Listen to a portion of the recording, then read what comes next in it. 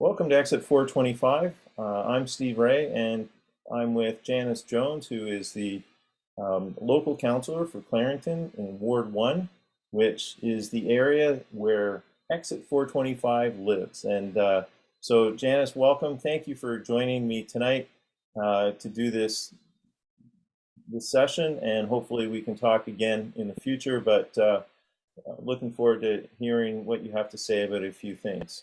So local Well, councillor thank you for so Ward 1 much. Clarington, what does that mean? So we can get into a few different things, maybe talking about how local government is works and how it's made up. But basically, I am there to be a representative of our community for Ward 1. And it is what I think is basically is to stand up for what people want to say and what they want discussed at our local government. And Ward 1, the boundaries are from Town Line over to Holt Road, and from the 401 or the lake, basically the lake, up to Scugog Township. So in that area, that's Ward 1, and I'm your local voice for that communication through how bylaws are made, policy and procedures brought in, planning, development, and so many different things. And also it's a level of communication in working with other levels of government too. Would it be fair to say that your position is the closest one to the people in terms of the number of people that you represent and the level of government that you represent? I think that all municipal government, I think that is the easiest way for the average resident citizen to talk and get their ideas to politicians.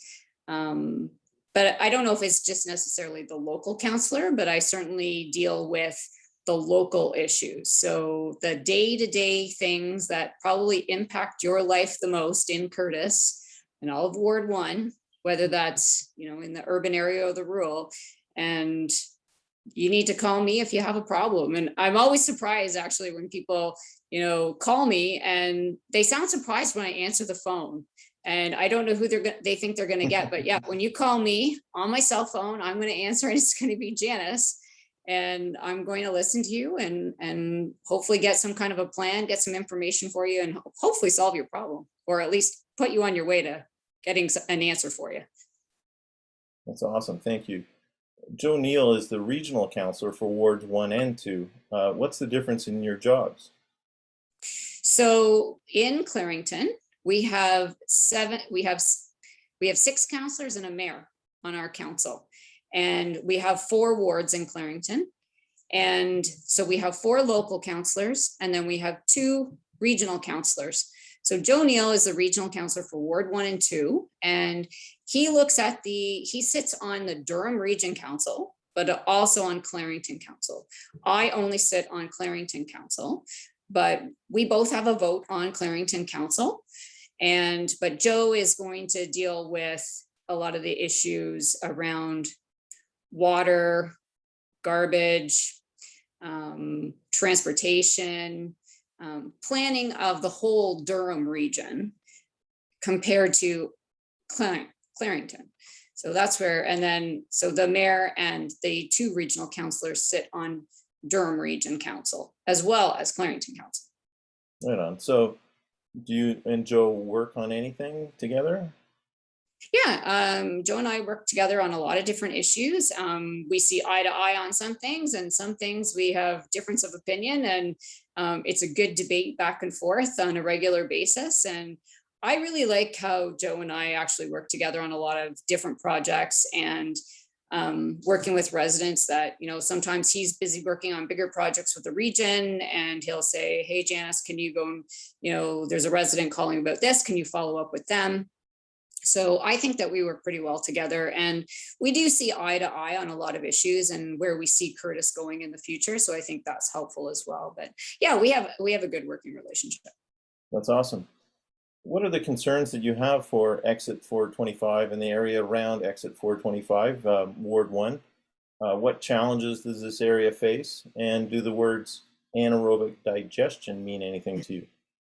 Well, we can go there in a minute. Yeah, there's a tons of issue going on in our area, that in Ward 1, that everything, we're kind of at one of those spots where we're around, in Clarington, we are around the 100,000 population mark.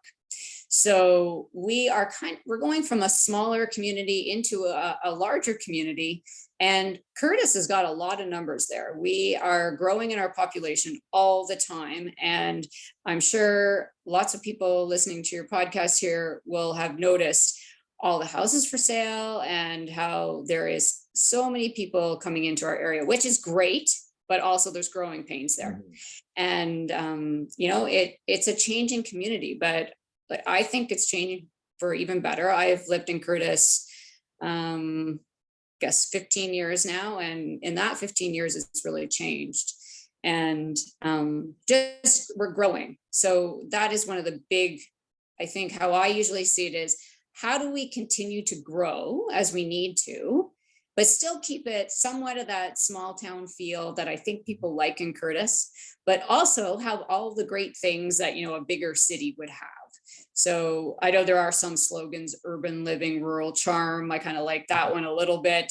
I don't know what other people think about that, but I think it's trying to keep that identity of Curtis, that you can have everything you need right here in Curtis, or a very short drive away. You can go into Toronto, have the great action of Toronto in the big city, and you can drive 5 minutes from here and, you're driving by horses, cows, farms. There's great outdoor places to go to. Like, I really see Clarington, all of Clarington, but especially Curtis, you're close to everything. And when we get that GO train, when I know we're going to get that GO train, and when we do, you're going to be able to ride your bike to the Curtis GO station, get on the GO train, go into the city. Or another day, maybe you're just going to want to get on your bike and drive up or ride your bike up north to like any of those smaller hamlets and, stop in at the food truck alley and then go all the way up to Ganaraska, ride your bike through there, go on some great hiking trails. And that's why I think that Curtis is an amazing place to live. But we are definitely in a growing period. And so it's trying to manage that and keep everybody happy and give a great quality of life. So that's one of our big issues. It's, maintaining and improving that growth, but keeping it a nice, friendly, good quality of life to raise families in. That's the big one for me, for sure. One of the things I hear about all the time is the traffic and speeding. And people are always telling me how fast everyone's going, and they're worried about their safety, and the speed limits should drop or leave the speed limits alone. What can we do for traffic calming? It has to be definitely one of the top 5 concerns that I get from residents on. I would say every week I get probably 2 to 3 emails from different people just complaining about the speed of cars and the amount of cars. And so that's another big issue. And then you brought up the anaerobic digester. And so a little bit of background on that. The Durham region has chosen Curtis as the site for the anaerobic digester that is going to be put right beside the energy from waste facility. And Clarington Council declared ourselves unwilling hosts for this facility. And our council, we are healthy debaters, I would say, at council, and we have lots of different ideas, and we will openly debate lots of things and get quite heated at times. But we were all in agreement on this, that is not a good location for the anaerobic digester. And for me personally, and I think I've heard this from quite a few other residents as well, that it's not that we're against an anaerobic digester, that I think there is a place for them, but I don't think the location should be on the Curtis waterfront. And the reason for that is because I have huge dreams and a vision for an amazing waterfront park to go right beside there. And there will be, that is the location of a municipal wide waterfront park. And I do not, my vision does not have an industrial building at the gateway into this park. And we still have a ways to go until we get that park, but I do not think it's the right location. So that's what it comes down to for me on the AD. Right. And full support for me on that one. It's that little pocket has become, and part of that is my motivation around talking about Exit 425, because south of the 401, it's all those things beside a, you know, an amazing waterfront in a provincial park, and you know, a huge space there that has the great potential of, with some giving Curtis residents and, you know, incredible access to the lake and all the things that go with that. So yeah, I'm with you on that one. This federal election is the first of 3 big elections here, with a provincial vote next year and a municipal election next fall. What priorities would you like to be able to tackle before the next election? As a local councillor for Ward 1, before that election comes up next October, and October 24th, 2022 is when the municipal election will be. And obviously we're in the swing of the federal election in a couple of weeks, or within the month, September 20th, I guess. And we will also have the provincial election is going to be, you know, within the next year as well. So I hope that people aren't going to get tired of elections before the municipal election comes up, and they still want to pay attention to ours. If I had to say one thing so the question was, what thing do I want to see accomplished before that municipal election comes up? Was that right? Yeah, well, what priorities would you like to be able to tackle to make sure it's done for the next election? So in the federal election? No, the municipal. Oh, the municipal. Okay, that's what I was thinking. So the one thing that I would really like to see, I would like to see a concrete plan for the Curtis Waterfront Municipal Park. We have decided that's the location of it. I would like to see some really concrete dates and a plan of when these things are going to happen, and there's been lots of talk about it, but I would like to see that written down, approved, that this is the plan, this is where we're going, this is the timeline, and let's get this done. Because I think it's a wonderful opportunity for our community. I believe it's about 1 kilometer, maybe a little bit more, of waterfront area there. And, you know, this is a great opportunity. And there's so many people in Curtis enjoying the waterfront now. And I just think there's so much opportunity, but I would hate to see this just keep getting pushed down to the next term and the next term and the next term. So let's see a concrete plan with a good timeline there. Excellent. At face value, the federal election has nothing to do with municipal politics. Do you see any potential differences that come with different possible outcomes of the September 20th vote? I think it's fair to say that Clarington Council works with whatever party is elected. So whether that's the provincial or the federal. So I think that we'll be able to successfully work with whatever party is successful in this election. And I don't see a whole lot of difference. I think that I think our main federal issue really is around what's the pandemic recovery plan? That how are we going to boost our economy? How are we going to help some of these smaller businesses?